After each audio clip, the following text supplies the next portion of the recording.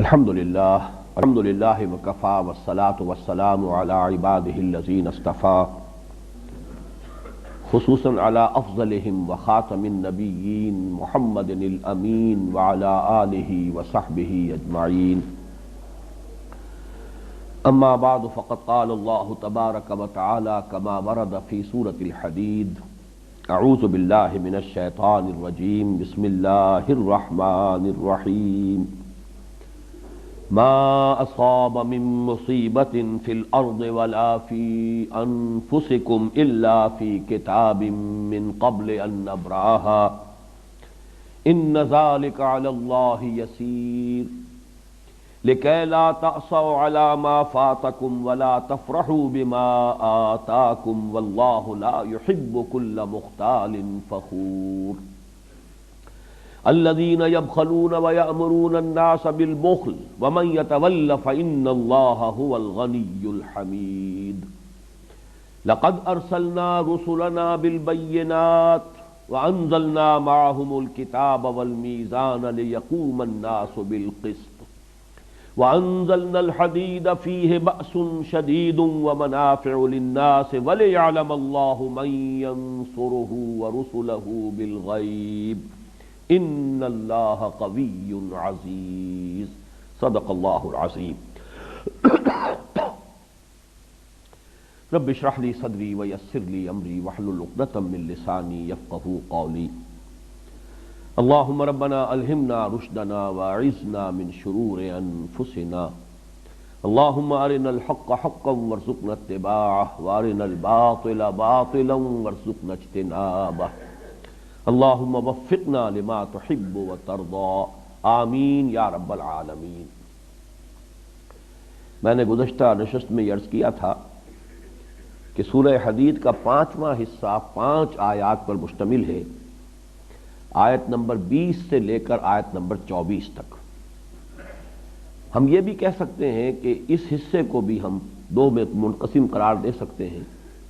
پہلی 2 آیات اپنی جگہ پر ایک مکمل مضمون کی حامل ہے، انسانی زندگی کی حقیقت، یہ لائف سائیکل جو ہے، ہیومن لائف سائیکل، اور اس کی جو مشابہت ہے پلانٹ کنگڈم کے اندر جو سائیکل چل رہا ہے، یہ کہ بالآخر انجام تو یہی ہے، مٹی ہی سے یہ پودا بھی برآمد ہوا ہے اور پھر بالآخر مٹی ہو کر مٹی میں مل جائے گا۔ انسان کا بھی یہ جسم جو ہے، اس کا وجود حیوانی یہ خاکی الاصل ہے، مٹی ہی سے بنا ہے اور مٹی ہی میں یہ مٹی ہو کر مٹی میں مل جائے گا۔ گویا کہ اس اعتبار سے مشابہت تامہ موجود ہے۔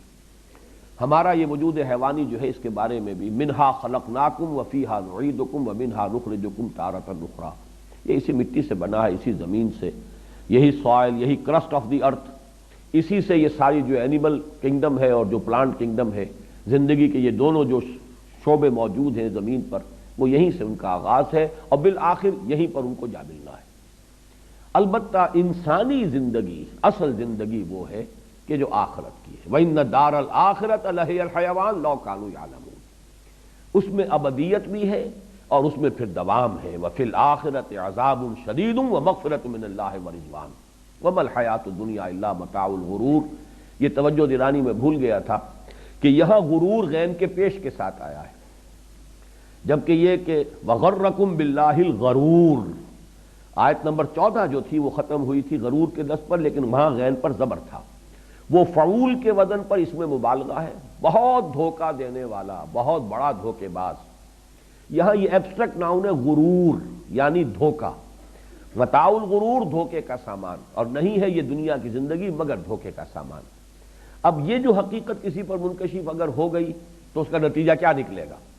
پھر یہ کہ آخرت کی نجات اور فلاح کے لیے اپنی تمام توانائیاں جو ہے اس کے لیے لگائے گا، کھپائے گا۔ زندگی میں جس قدر زندگی کو برقرار رکھنے کے لیے ضروری ہے، اتنا حصہ اپنے وقت اور اپنی توانائی اور صلاحیتوں کا وہ اپنے لیے، اپنے نفس کے لیے، اہل و عیال کے لیے صرف کرے گا، لیکن زندگی کا مقصود وہ در حقیقت آخرت کو قرار دے گا۔ یہاں بھی ایک بڑی پیاری حدیث ہے، حضور نے فرمایا انما الدنیا خلقت لکم وانتم خلقتم للآخرہ، یہ دنیا تمہارے لیے بنائی گئی ہے اور تم آخرت کے لیے بنائے گئے ہو۔ تو گویا کہ یہاں پر تو ہمیں بس اتنا کچھ جتنا کچھ کہ مینٹین کرنے کے لیے، میں نے سبسسٹنس کا لفظ بھی استعمال کیا تھا، رہنا ہے، ایک کوئی نہ کوئی چھت بھی اوپر ہونی چاہیے، کھانے پینے کا کچھ نہ کچھ ضروری بندوبست ہونا چاہیے، تن ڈھانپنے کے لیے کپڑے ہونے چاہیے، جو کہ احادیث میں بنیادی ضروریات جو ہیں جن کے بارے میں بیان کر دیا۔ اب اس میں اسراف ہو رہا ہے، ساری توانائیاں اسی میں صرف ہو رہی ہیں، محل بن رہے ہیں اور سارے ساز و سامان جمع کیے جا رہے ہیں، ڈیکوریشن پیسز لا لا کر سجائے جا رہے ہیں، یہ سب در حقیقت اپنی ان توانائیوں اور قوتوں اور اوقات کا ضیاع ہے جو ہو رہا ہے۔ اگر مقصود آخرت ہو تو اپنی توانائیوں کو لگانا ہے، کھپانا ہے، وہ ہے سابقوا الی مغفرۃ من ربکم وجنۃ عرضھا کعرض السماء والارض اعدت للذین آمنوا باللہ ورسلہ ذلک فضل اللہ یؤتیہ من یشاء واللہ ذو الفضل العظیم۔ یہ دونوں آیتیں نسبتاً طویل تر آیات ہیں اور ان پر مضمون مکمل ہو گیا۔ ہم یہ بھی کہہ سکتے ہیں کہ اگلا حصہ جو ہے اس کے بعد کی 3 آیات پھر آیت نمبر 25 کے ساتھ جمع ہو کر ایک پورا سیکشن بن رہا ہے، اور وہ یہ ہے کہ آیت نمبر 25 میں چونکہ ایک انقلاب کا تصور آئے گا جو کہ کلائمیکس ہے اس سورہ مبارکہ کا، اس اعتبار سے اس انقلابی جد و جہد کے لیے ظاہر بات ہے تکلیفیں جھیلنی پڑتی ہیں، جان اور مال کی قربانیاں دینی پڑتی ہیں، یہاں تک کہ وہ وقت بھی آتا ہے کہ انسان نقد جان ہتھیلی پر رکھے میدان میں آئے، سرفروشی کے بغیر، جان فشانی کے بغیر، جانے دیے بغیر، خون دیے بغیر دنیا میں آج تک کوئی انقلاب نہیں آیا۔ کوئی نظام عدل و قسط قائم کرنے کے لیے تو وہ سارے مراحل میں سے گزرنا ہوگا۔ اگر حضور صلی اللہ علیہ وسلم اور آپ کے ساتھی صحابہ کرام مستثنا نہیں ہیں، حضور کو اگر پتھر بھی اپنے جسم اطہر پر سہنے پڑے ہیں، وہ آپ کو بھی اگر آپ کا خون جو ہے وہ 2 مرتبہ تو ہمیں معلوم ہے تاریخ میں کہ صحیح روایات کے اعتبار سے آپ کا خون جو ہے وہ طائف کی سرزمین میں بھی جذب ہوا ہے اور آپ کا خون جو ہے وہ دامن احد میں بھی جذب ہوا ہے، آپ مجروح بھی ہوئے ہیں، آپ پر غشی بھی طاری ہوئی ہے، اور سینکڑوں صحابہ ہیں جن کی جانوں کا نذرانہ پیش کیا ہے حضور نے، تب کہیں وہ دین کا غلبہ ہوا ہے اور نظام عدل و قسط قائم ہوا ہے۔ اس لیے گویا کہ تمہید کے طور پر بھی ہم یہ کہہ سکتے ہیں کہ ان آیات میں جو بتایا جا رہا ہے تکالیف جو آتی ہیں، آدمی بالکل انرٹ زندگی بسر کر رہا ہو، پیسو زندگی بسر کر، تب بھی تکلیف آ سکتی ہے، کوئی کینسر ہو سکتا ہے، کوئی اور مصیبت آ سکتی ہے، کوئی اور حادثہ ہو سکتا ہے، اس میں جان جا سکتی ہے، یہ جان تو جانی ہی ہے ہر حال میں، اور مصیبتیں جو ہیں ان سے بچنے کی یہاں پر کسی کے پاس کوئی ضمانت نہیں ہے۔ تو کیوں نہ انسان وہ خطرات جو ہے وہ خود آگے بڑھ کر ایکٹیولی کسی مقصد کے لیے، زندگی کے کسی اعلیٰ تر نصب العین کے لیے انسان جو ہے وہ اپنی زندگی کھپائے اور اس کے لیے خطرات جو ہیں ان کو مول لے، فی الواقع ان کا رسک لے۔ تو اس اعتبار سے یہ 3 آیتیں یہ ان 2 آیتوں کے ساتھ بھی ملتی ہیں مضمون کے اعتبار سے، اور اس جو آخری 5ویں آیت جو ہے کہ جو 6ٹھی آیت ہے اس سلسلے، اس رکوع کی آخری آیت 25ویں آیت، اس کے ساتھ بھی جڑتی ہیں۔ تو اس حوالے سے اب اس پر دوبارہ غور کر لیجئے، اگرچہ ہم ان آیتوں کا مطالعہ کر چکے ہیں۔ ما صاب من مصیبت فی الارض ولا فی انفسکم، نہیں پڑتی کوئی پڑنے والی کوئی مصیبت، کوئی بھی ناگوار صورتحال، کوئی تکلیف دہ صورت، نہ زمین میں کسی بڑے پیمانے پر، نہ ذاتی اعتبار سے تمہاری جان میں، الا فی کتاب، مگر یہ کہ وہ اللہ کے علم میں ہے۔ یہ کتاب سے مراد اللہ کا علم قدیم ہے، پہلے سے معین ہے، ہونا ہے، من قبل ان نبراہا اس کے حوالے سے میں نے عرض کر دیا، علم قدیم میں ہر شے پہلے سے موجود تھی، یہ وجود علمی ہے۔ جب شے وہ ظاہر ہوتی ہے، خارج میں آ جاتی ہے، تو وہ گویا کہ اس کا وجود ہے جس کو کہ ہم مادی یا عملی وجود کہتے ہیں۔ تو من قبل ان نبراہا ان ذلک علی اللہ یسیر، اس کا نتیجہ کیا نکلنا چاہیے؟ لکہ لا تاسوا علی ما فاتکم، یہ تاسو ہے اسیہ یا اسا، افسوس کرنا۔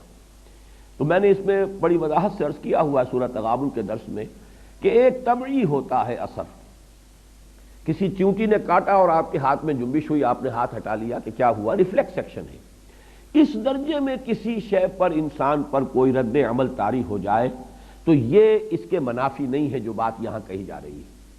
جیسے کہ حضور صلی اللہ علیہ وسلم کے صاحبزادے حضرت ابراہیم جب عالم نزع میں تھے، آپ کی آنکھوں میں آنسو آ گئے، بعض صحابہ نے سوال بھی کیا، حضور آپ اور آپ کی آنکھوں میں آنسو؟ آپ نے فرمایا یہ تو اللہ تعالیٰ کی رحمت ہے، یہ شفقت جو اللہ نے دل میں رکھی ہوئی ہے یہ اس کا ظہور ہے، لیکن ہم کہیں گے وہی کچھ کہ جو اللہ کو پسند ہے، ہم اس پر راضی ہیں، راضی برضائے رب۔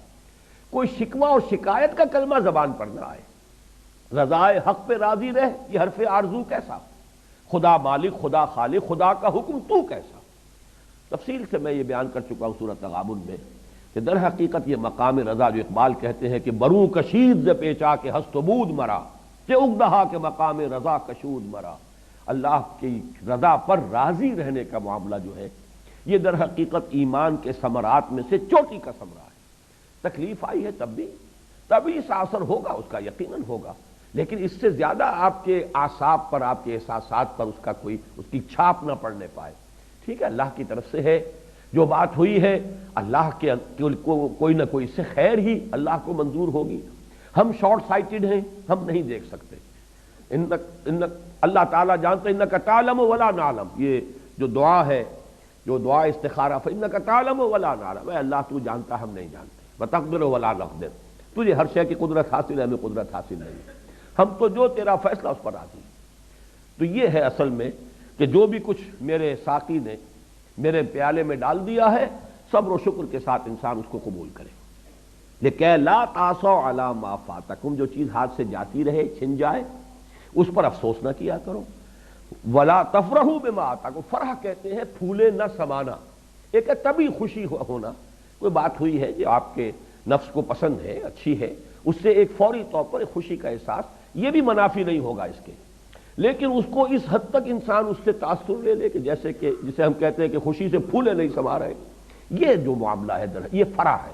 اس لیے کہ فرح کا لفظ کے اندر ہی یہ چیز موجود ہے، جیسے کوئی چیز پھٹ رہی ہو، فرج کہتے ہی ہیں جو کہیں خلا ہو، کوئی ٹوٹ پھوٹ ہو، اسی طریقے سے فرح کا لفظ ہے۔ فرق، یہ تمام جو قریب کے مادے ہیں، کاٹنے والی شے، علیحدہ کر دینے والی شے، تو فرح کہتے ہیں خوشی کا آپے میں نہ سمانا، پھولے نہ سمانا، یہ جو ہمارے ہاں مختلف محاورات ہیں، اس طرح کا اس کے لیے محاورہ ترجمہ اتراؤ نہیں اس پر کہ جو اللہ نے تمہیں دے دیا۔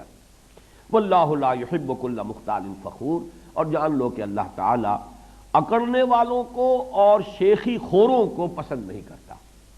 لا یحب اگرچہ بہت نرم الفاظ ہیں، اصل میں مراد ہے اللہ کو بہت ناپسند ہے۔ یہ قرآن کا اپنا ایک اسلوب ہے، کسی شے کی نفی جو ہے بسا اوقات سادہ نفی ہوتی ہے، بسا اوقات اس کے اندر ایک ایمفیسس ہوتا ہے۔ ان اللہ لا یحب کل مختال فخور، بالکل پسند نہیں ہے اللہ کو وہ لوگ کہ جو اکڑتے ہوں۔ یہ مختال بنا ہے اختیال، خیل سے بنا ہے، خیل گھوڑا، اعلیٰ نسل کا گھوڑا، گھوڑے کی جو ہے چال کے اندر ایک تمکنت ہوتی ہے، جتنا اعلیٰ نسل کا گھوڑا ہوگا اس کی چال میں تمکنت ہوتی ہے، تو اختیال کا لفظ وہاں سے لیا ہے۔ آدمی کے چلنے سے اندازہ ہو جاتا ہے یہ اپنے آپ کو کچھ سمجھتا ہے، کسی ذوب میں ہے، اونچی ہواؤں میں ہے، کوئی اس کو غرور ہے، تو یہ اختیال ہے۔ اور فخر ہے وہی جو لفظ ہم پہلے پڑھ چکے ہیں کہ تفاخر بینکم، فخر کرنا، نسل پر ہے، نسب پر ہے، حسب نسب پر ہے، مال پر ہے، علم پر ہے، زہد پر ہے، تقوی پر ہے، پھر اس کو بیان کرتے رہنا، اس کا اظہار کرنا، یہ ہے اللہ کو یہ چیزیں بالکل پسند نہیں ہیں۔ الذین یبخلون ویامرون الناس بالبخل، یہ جو آیت ہے در حقیقت اس طرز عمل یا اس ذہنیت کا منطقی نتیجہ ہے، اس لیے کہ یہ اختیال اور فخر جو ہے دنیا میں اگر کوئی نعمت انسان کو ملی ہے تو اس پر فرح، اور فرح کے بعد اختیال، اور اختیال کے ساتھ فخر، یہ تینوں چیزیں جو ہے در حقیقت غمازی کرتی ہیں اس بات کی کہ انسان جو ہے قدر و قیمت سمجھتا ہے اس دنیا کے مال و اسباب کی، اسی پر تبھی تو فخر کر رہا ہے۔ الذی جمع مالا وعددہ یحسب ان مالہ اخلدہ، تو اس کا جو یہ دار و مدار اور انحصار ہے، تو ظاہر بات ہے کہ جو شخص یہ سمجھتا ہے کہ میرا سرمایہ افتخار جو ہے میری دولت ہے، تو اس دولت کو وہ سنبھال کر رکھے گا، خرچ نہیں کرے گا، اس لیے کہ خرچ کرنے میں تو پھر ظاہر بات ہے وہی تو سرمایہ افتخار ہے، اسی سے تو وہ روب گانٹ رہا ہے لوگوں کے اوپر، اسی سے تو اس کی عزت ہے۔ ہمارے اس معاشرے میں خاص طور پر یہ لعنت انتہا کو پہنچ گئی۔ ویسے تو فرق ہوتا تھا، دولت مند بھی ہوتے تھے، غریب بھی ہوتے تھے، لیکن عزت کی بنیاد دولت نہیں ہوتی تھی، عزت کی بنیاد کردار تھا۔ بلکہ یہ کہ ہمارے ہاں وہ فقراء، یہ میں نے مضمون حال ہی میں لکھا بھی تھا ایک، کہ معاشرے کے اندر وہ کیفیت ہوتی تھی کہ وہ فقیر جو ہے، جو درویش کہیں بیٹھا ہوا ہے، لوگوں کا رجوع اس کی طرف ہوتا ہے، علماء کی طرف ہوتا ہے۔ یہ زبیدہ جو بڑی محبوب ملکہ تھی ہارون رشید کی، اس نے کہا تھا، حج کے موقع پہ آئی، اور غالباً وہ اہل بیت میں سے کوئی تھے، بہت بڑی شخصیت، وہ جب آئے ہیں طواف کرنے کے لیے تو پورا مجمع ان کی طرف متوجہ ہو گیا، تو ملکہ نے کہا اپنے شوہر سے، اور یہ آزادی وہی اختیار کر سکتی تھی اس لیے کہ بڑی محبوب بیوی تھی، اس نے کہا کہ اصل تو حکومت ان کی ہے، تمہاری کہاں ہے؟ یہ دلوں پہ حکومت کر رہے ہیں، تمہارا جو ہے تمہاری حکومت جو ہے وہ لوگوں کے جسموں پر ہے اور ان کی حکومت دلوں پر ہے۔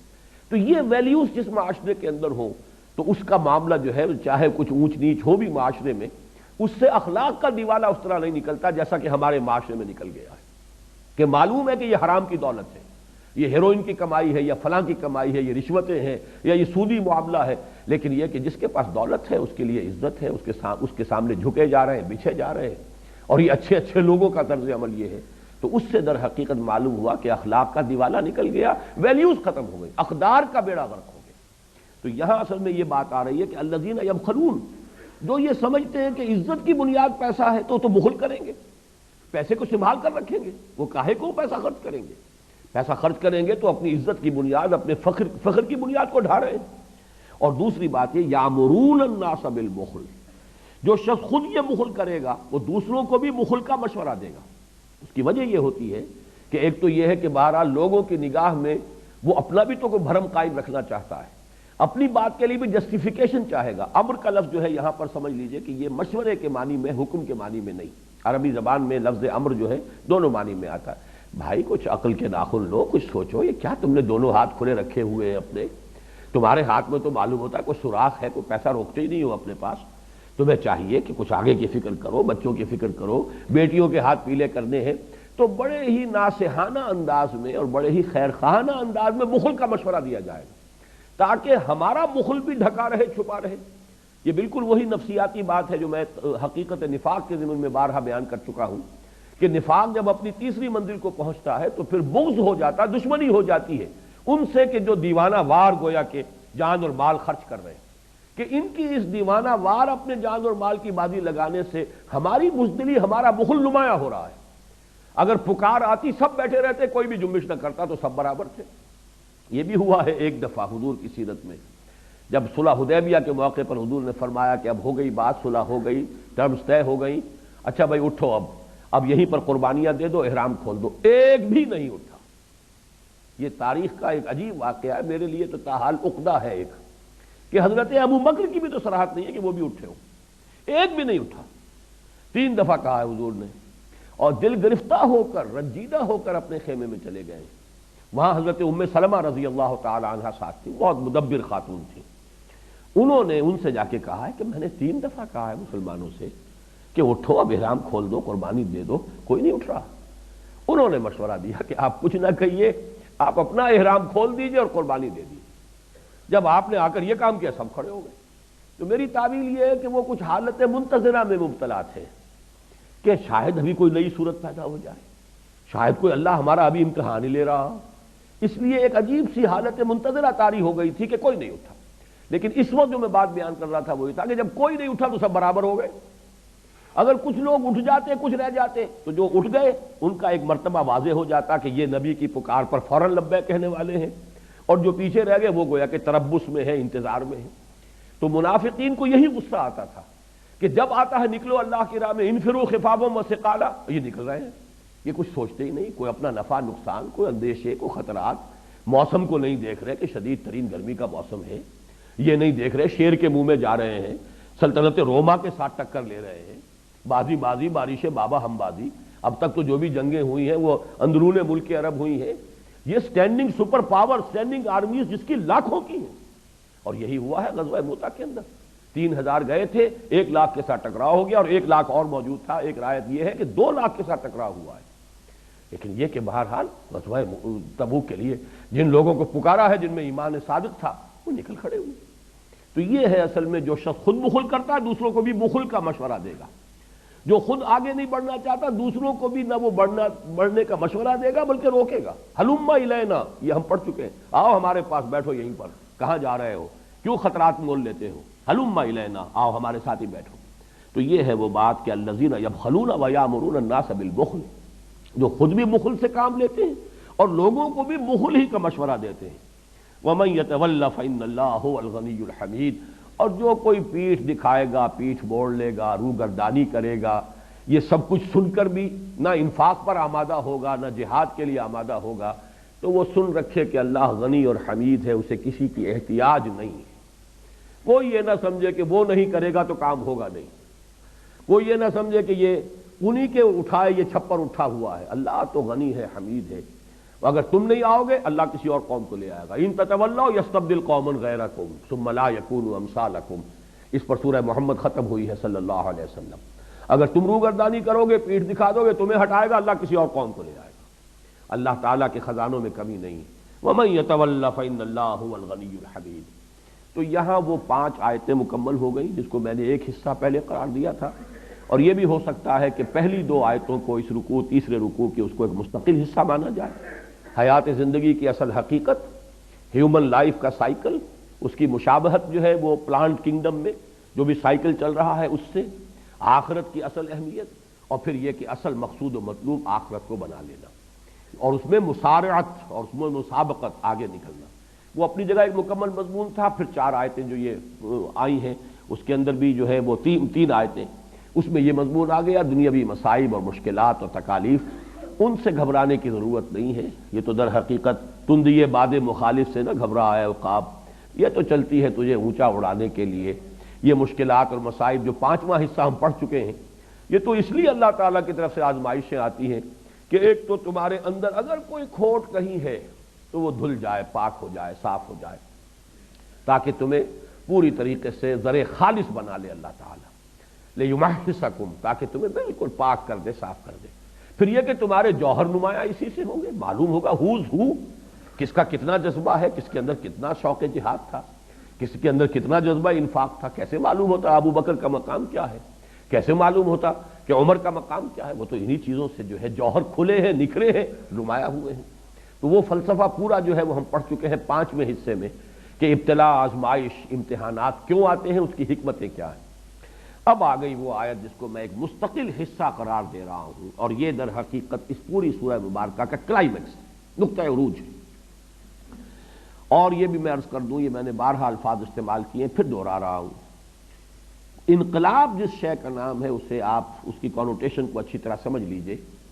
انقلاب کہتے ہیں کسی اجتماعی نظام کو بدل دینے کو۔ ظاہر بات ہے جو ایگزسٹنگ سسٹم ہوگا، پولیٹیکو سوشو اکنامک سسٹم، اس کو تلپٹ کریں گے، اس کا تختہ الٹیں گے تو کوئی اور نظام آئے گا۔ اس کے بغیر کسی دوسرے نظام کے لیے ایگزسٹنگ سسٹم جو ہے وہ جگہ چھوڑنے کو تیار نہیں ہوتا، اور اس میں ظاہر بات ہے وعظ، نصیحت، تلقین، تعلیم، تبلیغ، یہ سب اپنی جگہ پر بہت ضروری ہے، یہ اسٹارٹنگ پوائنٹ اس کا یہی ہے۔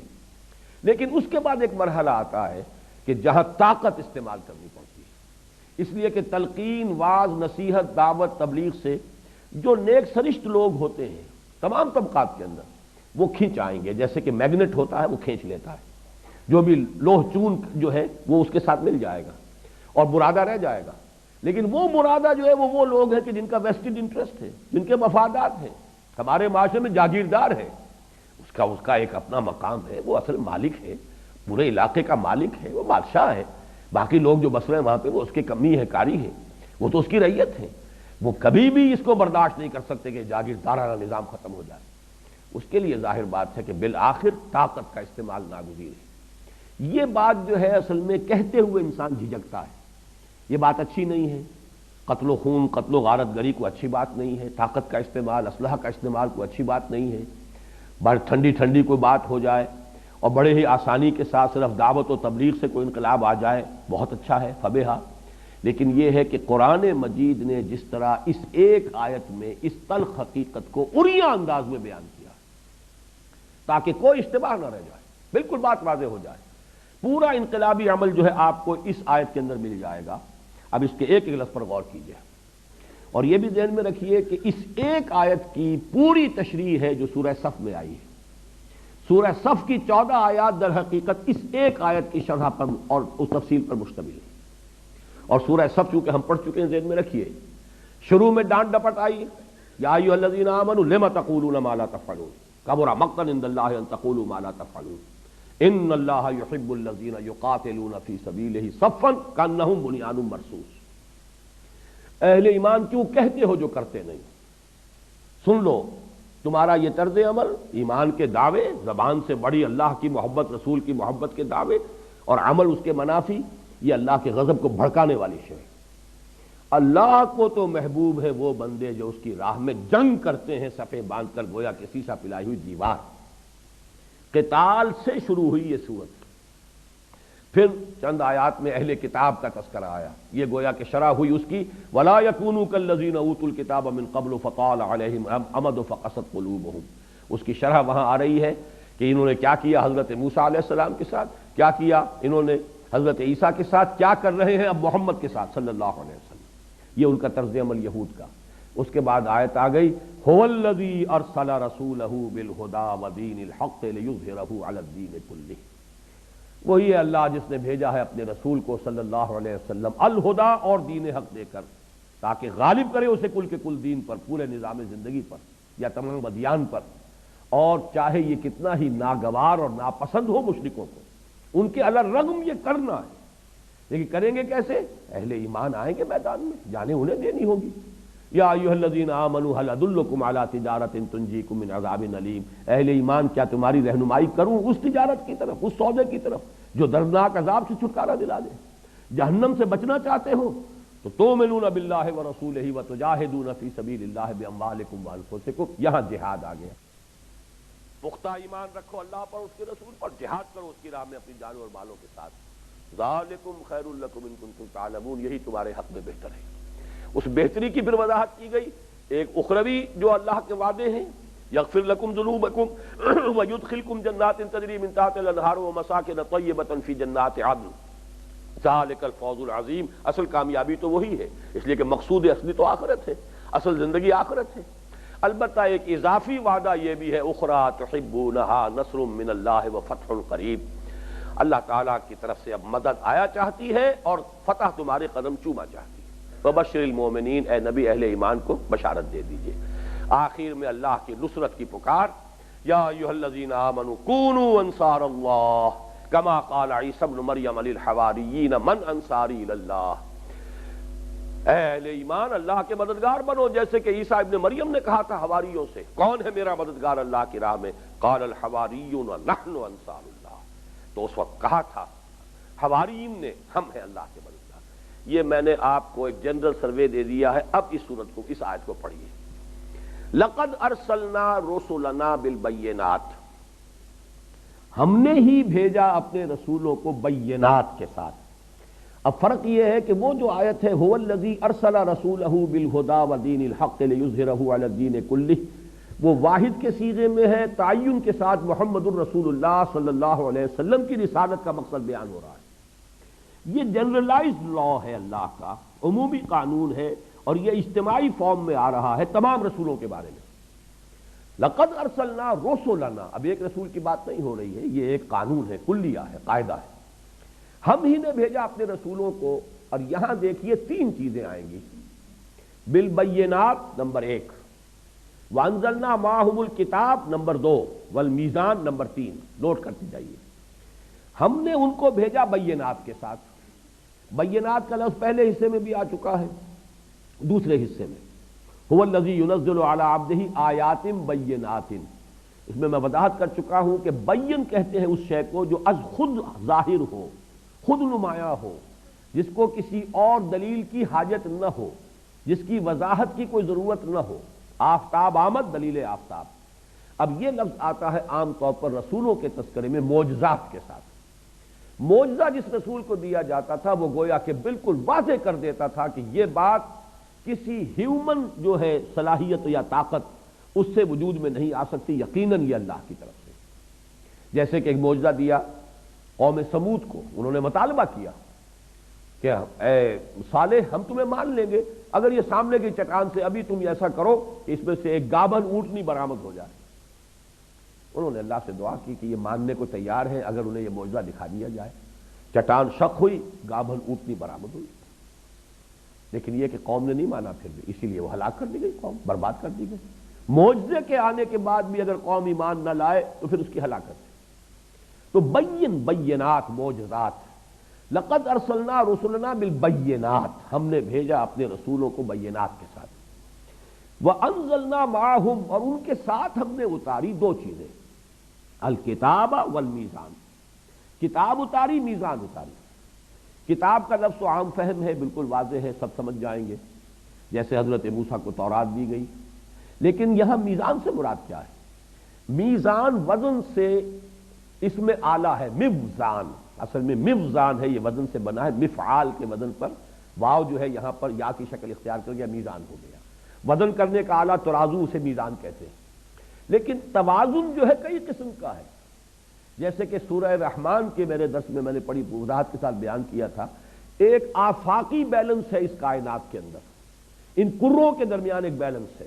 وَالسَّمَاءَ رَفَعَهَا وَوَضَعَ الْمِيزَانَ اللہ تطغوا فی المیزان. در حقیقت یہاں جو مراد ہے جو ہے وہ بیلنس ہے جو ان کروں کے درمیان ہے. یہ تمام جتنے کرے تیر رہے ہیں فضا کے اندر، سیارے اور گردش میں ہیں، ان کا توازن ہے، ان کے ڈسٹینسز جو ہے انہی کے، جو آپ کو معلوم ہے کہ ڈسٹینس کے انورس پروپورشنیٹ میں وہ ان کی جو ہوتی ہے آپس کی باہمی کشش وہ ہے، اور وہ توازن کے ادھر سے اس کو وہ کھینچ رہا ہے، ادھر سے یہ کھینچ رہا ہے، تو یہ اپنی جگہ پر قائم ہے. اسی طریقے سے جو نظام اللہ عطا فرماتا ہے وہ نظام ایک میزان ہے، اس میں حقوق اور فرائض کا توازن ہوتا ہے. فلاں کا یہ حق ہے، یہ اس کا فرض ہے، یہ اس کی ذمہ داری ہے. آپ کو معلوم ہے ہم کہتے بھی ہیں کہ پریولیجز گو ود رسپانسبلٹی. جہاں زیادہ ذمہ داری ہوگی پریولیجز بھی زیادہ ہوں گی، اتھارٹی بھی زیادہ ہوگی، اختیار بھی زیادہ ہوگا.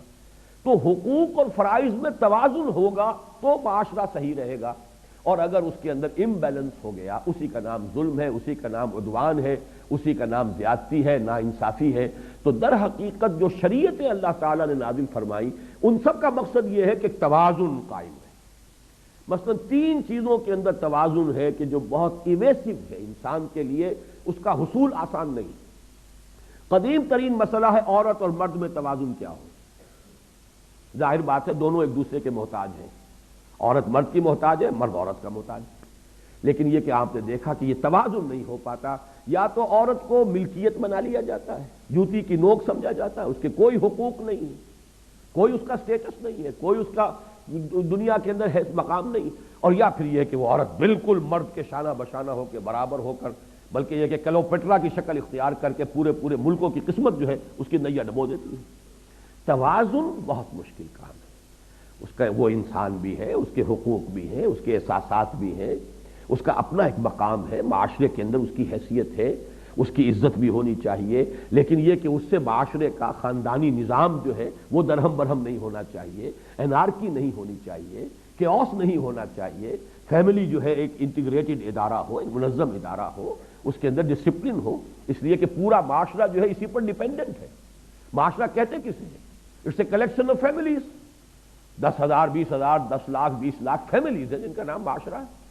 اس معاشرے میں سے اگر ہر اینٹ جو ہے، ہر فیملی کا انسٹیٹیوشن جو ہے وہ اگر منظم نہیں ہے، ڈسپلن نہیں ہے، آرگنائز نہیں ہے، تو معاشرہ جو ہے اس میں کیوس ہوگا. لیکن وہ کیسے ہو؟ کیا حقوق ہیں عورت کے، کیا حقوق ہیں مرد کے، کیا فرائض ہیں عورت کے، کیا فرائض ہیں مرد کے؟ یہ آسان کام نہیں، اس کا حل کرنا آسان نہیں. مرد نظام بنائے گا، وہ ظاہر بات ہے کہ وہ عورتوں کے حقوق کو اپنے سامنے نہیں رکھ سکتا. وہ تو اپنی اس کی نفسیات ہے، اپنی باتیں وہ جانتا ہے، اپنے احساسات اسے معلوم ہے. وہ تو ظاہر بات ہے کہ مرد نظام بنائے گا تو اپنا پڑا بھاری رکھے گا. اور اگر عورت کو موقع مل جائے تو ظاہر بات ہے اس کو اپنے احساسات کا پتہ ہے. وہ مرد کی حیثیت سے سوچ ہی نہیں سکتی، وہ فیل ہی نہیں کر سکتی اس کی کیفیت کو، لہذا وہ اپنا نظام بنائے گی. تو انسان محتاج ہے کہ اللہ تعالیٰ کی طرف رجوع کرے جو کریٹر ہے سب کا. دوسرا بڑا پیچیدہ مسئلہ جب سے تمدن کی شکل ہوئی، اجتماعیت اور انفرادیت میں کیا توازن ہو.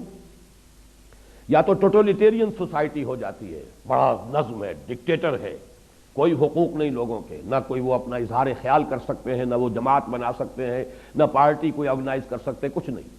بہت ہی ٹوٹلیٹیرین قسم کا معاشرہ ہے، ملوکیت جیسے چلتی ہے دنیا کے اندر. فرد جو ہے کچلا جاتا ہے. یا یہ ہے کہ انفرادی آزادی وہ ہوتی ہے جو آج مغرب میں ہے، جو چاہو کرو، ننگے ہو کے بازاروں میں نکل آؤ، نیوڈ کلبز بناؤ، 2 مرد شادیاں کریں، جو چاہیں کریں. ہومو سیکسویلٹی کے لیے اس کے حق میں دلائل کے انبار ہیں، لمبے چوڑے قوانین بنائے جا رہے ہیں. ایک دوسری انتہا یہ کہ فرد ہے، فرد کی آزادی ہے، آپ کو کیا حق ہے؟ وہ جس طرح چاہتا ہے اپنی جو جنسی خواہشیں پوری کرتا ہے. Who are you to question him؟ یہ اس کی آزادی ہے. جب ایک مرد ایک عورت اپنی آزادانہ رضا سے زنا کریں تو جرم ہے ہی نہیں. وہ تو اگر بالجبر زنا ہوا ہو، ریپ جو ہے وہ جرم ہے.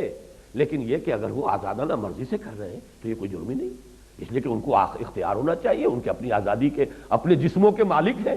جب جسموں کے مالک ہیں، زیادہ سے زیادہ شوہر یہ کہہ سکتا ہے کہ میرے حق پر کوئی دس درازی ہو گئی ہے، وہ جائے سول کیس بنائے، اس میں کوئی کرمنل کیس نہیں بنے گا۔ اب یہ ہے آزادی کی وہ انتہا، مادر پدر آزادی، معاشرہ جو ہے اس انتہا کو نکل گیا۔ اب یہ کیا توازن ہو اس میں، یہ ہے در حقیقت نہایت پیچیدہ مسئلہ۔ اور سب سے زیادہ ریسنٹ جو مسئلہ پیدا ہوا ہے انسانی معاشرے کے اندر، انسانی اجتماعیت میں، وہ ہے لیبر اور کیپٹل کے درمیان۔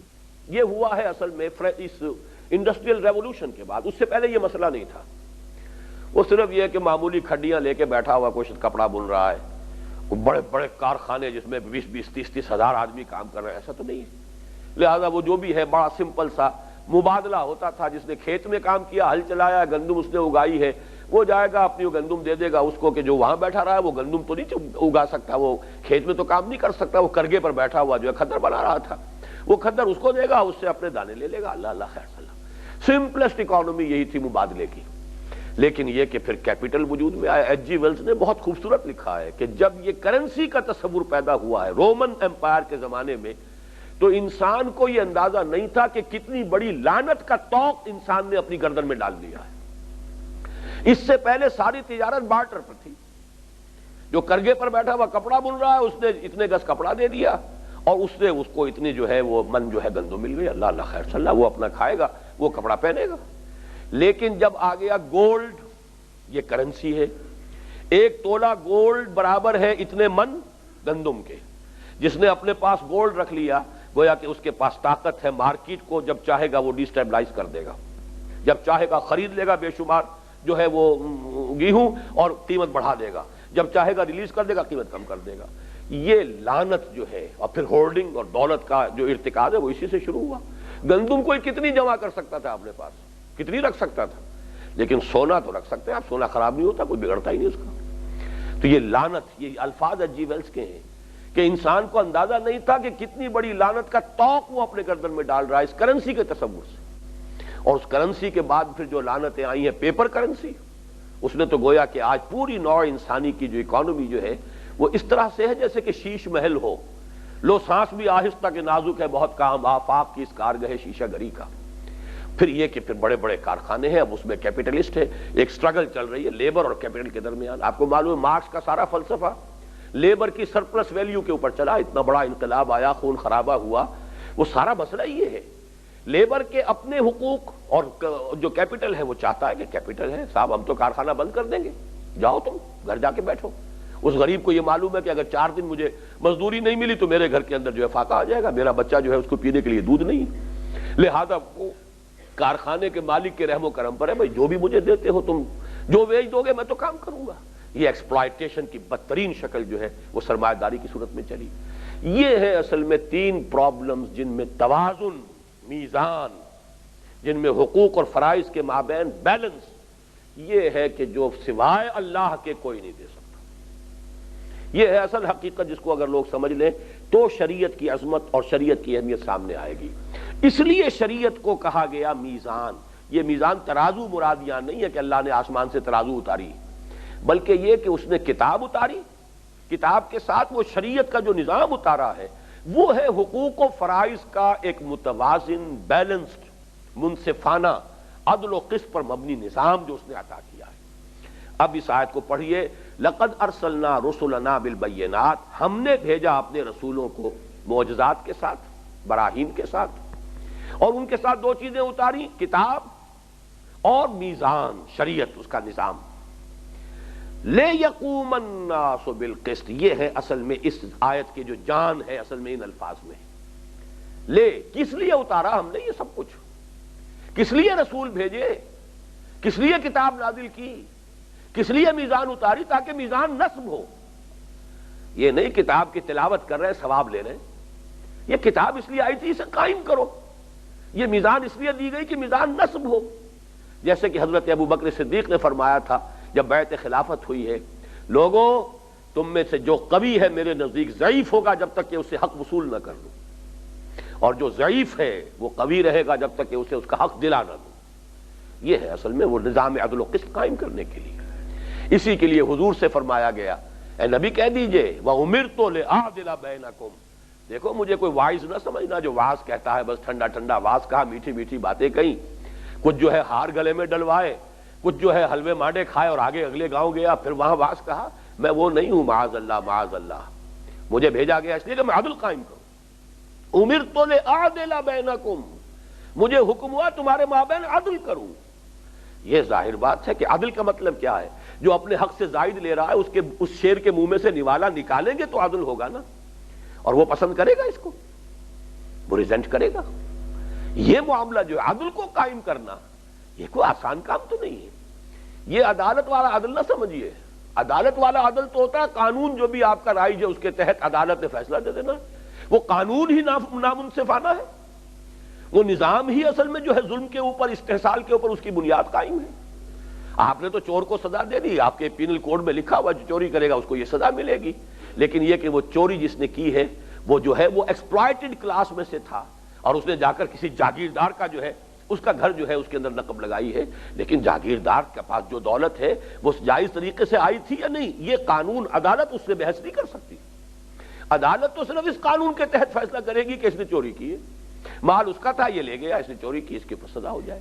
اصل شے نظام ہے، نظام عادلانہ، وہ system politico socio economic system based on social justice. یہ ہے لے یقوم الناس بالقسط. اس پر میں چاہتا ہوں کہ جتنا بھی آپ اس وقت پورے ایمفسس کو سمجھ سکیں اس پر غور کیجئے. اس کے لیے چند حوالے میں دے دوں. یہ قسط کا معاملہ جو ہے کس طرح کا آیا ہے. سب سے پہلے ہمارے دین میں سب سے بڑی بات، سب سے پہلی بات کیا ہے؟ اللہ کی ذات و صفات. اللہ کی شہد اللہ انہ لا الہ الا هو والملائکۃ واولو العلم قائما بالقسط. اللہ کی یہ شان ہے، اللہ کی یہ صفت ہے، وہ قسط کا قائم کرنے والا ہے. آخرت ہے ہی اس لیے کہ عدل و قسط قائم ہو. نمبر دو، رسول رسالت. یہ رسالت کی شان یہ ہے، لقد ارسلنا رسلنا بالبینات، اور یہ جنرلائزڈ ایک اسٹیٹمنٹ ہے. تمام رسولوں کے بھیجنے کا مقصد یہی تھا، تمام کتابوں کے نزول کا مقصد یہی تھا، تمام شریعتوں کے نزول کا مقصد یہی تھا، لیقوم الناس بالقسط، تاکہ لوگ عدل اور قسط پر قائم. حضور کے لیے فرمایا امرت لأعدل بینکم، کہہ دیجئے ڈنکے کی چوٹ، میں اس لیے بھیجا گیا ہوں کہ عدل قائم کروں تمہارے مابین. اس کے بعد آتا ہے مسئلہ امت کا. امت کے لیے جو بات کہی گئی ہے سورہ نساء اور سورہ مائدہ میں، صرف ترتیب بدل گئی ہے، ایک ہی بات. یا ایھا الذین آمنوا، آیت نمبر 135، یا ایھا الذین آمنوا کونوا قوامین بالقسط شہداء للہ ولو علی انفسکم او الوالدین والاقربین. اے ایمان کے دعوے دارو، پوری قوت کے ساتھ قوام بن کر کھڑے ہو جاؤ، قسط کے، عدل کو نافذ کرنے والے، قائم کرنے والے، اور اللہ کے حق میں گواہی دینے والے. یہ شہادت کے ضمن میں یہ آیت میں نے کوٹ کی تھی، شہداء للہ. اللہ نے جو قانون دیا، نظام دیا، اس کے گواہ بن کر کھڑے ہو جاؤ، اس کو قائم کرو. چاہے یہ بات تمہارے اپنے خلاف جا رہی ہو، چاہے والدین کے، چاہے رشتہ داروں کے. تمہیں عدل کی بات کہنی ہے، عدل و انصاف کی بات کہنی. یہ نہیں دیکھنا ہے کہ اس سے نقصان میرے خاندان کو پہنچ جائے گا، یا میرے باپ کو پہنچ جائے گا، یا میری ماں کو پہنچ جائے گا. جو بات عدل کی ہے وہ کرو. یا ایھا الذین آمنوا کونوا قوامین بالقسط شہداء للہ ولو علی انفسکم او الوالدین والاقربین. یہی بات الٹ کر ذرا ترتیب جو ہے یہ سورہ مائدہ کے اندر آئی ہے، آیت نمبر 8. یا ایھا الذین آمنوا کونوا قوامین للہ شہداء بالقسط ولا یجرمنکم شنآن قوم علی الا تعدلوا اعدلوا هو اقرب للتقوی. اہل ایمان اللہ کے لیے کھڑے ہو جاؤ، کونوا قوامین للہ شہداء بالقسط، عدل اور انصاف اور قسط کی گواہی دینے والے بن کر کھڑے ہو جاؤ. اور دیکھنا کسی قوم کی دشمنی تمہیں اس پر آمادہ نہ کر دے کہ تم عدل سے انحراف کرو. وہاں یہ کہا گیا تھی کہ حق کی بات کہو، چاہے تمہارے اپنے والدین کے خلاف، تمہاری اپنی ذات کے خلاف، تمہارے اپنے کنبے قبیلے کے خلاف جا رہی ہو. یہاں وہی بات برعکس گئی، کسی قوم کی دشمنی تمہیں اس پر آمادہ نہ کر دے کہ اللہ تعدلوا، کہ تم عدل سے انحراف کرو. اعدلوا هو اقرب للتقوی، عدل سے کام لو، یہی تقوی سے قریب ہے. یہ ہے وہ اہمیت عدل و قسط کی، اور یہ عدل و قسط اجتماعی نظام کی شکل میں. لقد ارسلنا رسلنا بالبینات وانزلنا معهم الکتاب والمیزان لیقوم الناس بالقسط. بارک اللہ لی ولکم فی القرآن العظیم ونفعنی وإیاکم بالآیات والذکر